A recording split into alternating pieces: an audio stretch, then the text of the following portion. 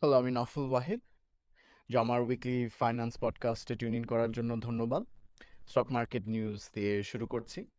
ডিএসসিএক্স মূল ইন্ডেক্স সপ্তাহ শেষে দাঁড়িয়েছে 5,251 পয়েন্ট, 1.1% কমেছে। টপ 30টা কোম্পানি ডিএস30 ইন্ডেক্স সপ্তাহ শেষে দাঁড়িয়েছে 1,874 পয়েন্ট, 1.7% কমেছে। ডেইলি অ্যাভারেজ ট্রানজাকশন সপ্তাহ শেষে দাঁড়িয়েছে 390 কোটি, 24% কমেছে। এছাড়া ক্যাটাগরি এতে টপ 3টি শেয়ার্স ছিল ক্যাপএম বিডিবিএল মিউচুয়াল ফান্ড, 17.1% বেড়েছে প্রাইস। রূপালী লাইফ ইন্স্যুরেন্স 11.6% বেড়েছে ও মতিন স্পিনিং মিলস 11.1% বেড়েছে। এছাড়া এই সপ্তাহের তিনটি নিউজ হাইলাইটসের মধ্যে প্রথমটি হচ্ছে ফিচ এগেন কাটস বাংলাদেশের ক্রেডিট রেটিং টু B+। এই নিউজটি এসছে ফাইন্যান্সিয়াল এক্সপ্রেসে 28শে মে। তো ফিচ হচ্ছে কি একটি ইন্টারন্যাশনাল ক্রেডিট রেটিং এজেন্সি, বড় তিনটির মধ্যে একটি। তারা বাংলাদেশের ক্রেডিট রেটিংটি কমিয়েছে BB- থেকে B+-এ। তো ক্রেডিট রেটিং আসলে যেভাবে কাজ করে যে এর অনেকটা এক্সামের গ্রেডিং এর মতো, এ খুব ভালো, বি একটু কম ভালো। তো বাংলাদেশের রেটিং যেটা ছিল BB- সেটা কমিয়ে এসে দাঁড়িয়েছে B+-এ।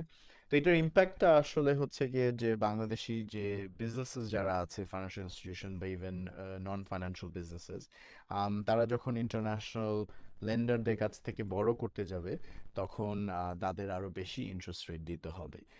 ক্রেডিট রেটিং কমিয়ে আনার মিনিংটা যেটা দাঁড়ায় আসলে যে ইন্টারন্যাশনাল লেন্ডার মনে করছে যে বাংলাদেশের ক্রেডিট ওয়ার্দিনেস বা ক্রেডিট রিস্ক বেড়ে যাচ্ছে, এবং সেই এক্সট্রা রিস্কটা কম্পেনসেট করার জন্য তাদের একটা হায়ার রিটার্ন প্রয়োজন, যেটা হচ্ছে গিয়ে তারা হায়ার ইন্টারেস্ট রেটে সেই রিটার্নটা তারা একসেপ্ট করে নেয়। তো ওভারঅল সেন্সে এই ক্রেডিট রেটিং ডাউনগ্রেডটার ইম্প্যাক্টটা পজিটিভ হবে না। সেকেন্ড নিউজ আইটেমটা হচ্ছে FDI slips but stays above $3 billion. এই নিউজটি এসছে দ্য ডেইলি স্টারে 29 মে। তো গত বছর এফডিআই ফরেন ডিরেক্ট ইনভেস্টমেন্ট বাংলাদেশে হয়েছে $3 বিলিয়ন। তার আগের বছর 2022 সালে সেটি ছিল $3.5 বিলিয়ন। সো গত বছর $500 মিলিয়ন ফরেন ইনভেস্টমেন্ট কম হয়েছে।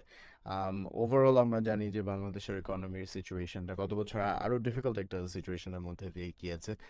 তার উপরে অবভিয়াসলি বছর শেষে ইলেকশন ছিল, সো ইলেকশনের সাথে সবসময় একটা ইকোনমিক আনসার্টেনিটির একটা পিরিয়ড বিরাজ করে।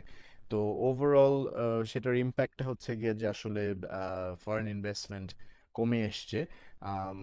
ফরেন ইনভেস্টমেন্ট কমে আসা মানে হচ্ছে গিয়ে যে ইকোনমিক গ্রোথ স্লো ডাউন হওয়া, জবসের উপর একটা ইম্প্যাক্ট থাকে, হায়ারিং কমে যায় বিজনেসে।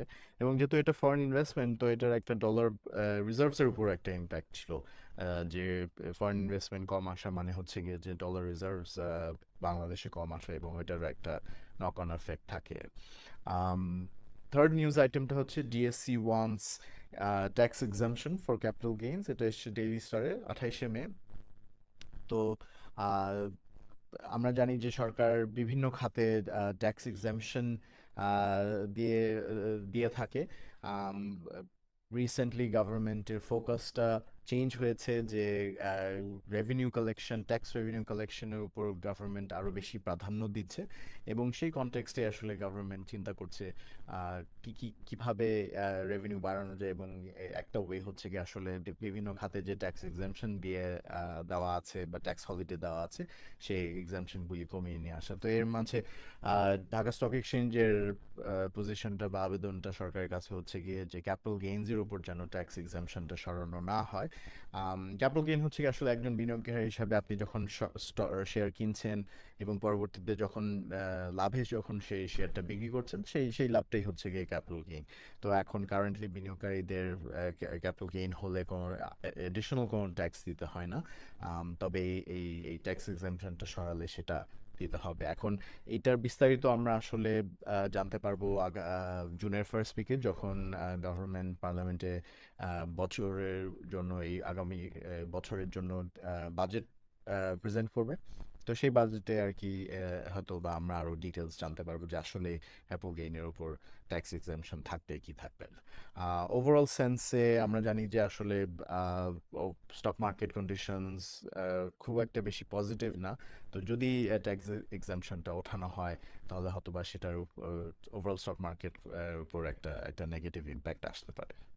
আরও বিস্তারিত তথ্য জানতে আমাদের জমার ওয়েবসাইট ভিজিট করুন www.jama.online এবং আমাদের ফেসবুক পেজ ফলো করুন, ইউটিউব চ্যানেল সাবস্ক্রাইব করুন আরও রেগুলার আপডেটস পাওয়ার জন্য।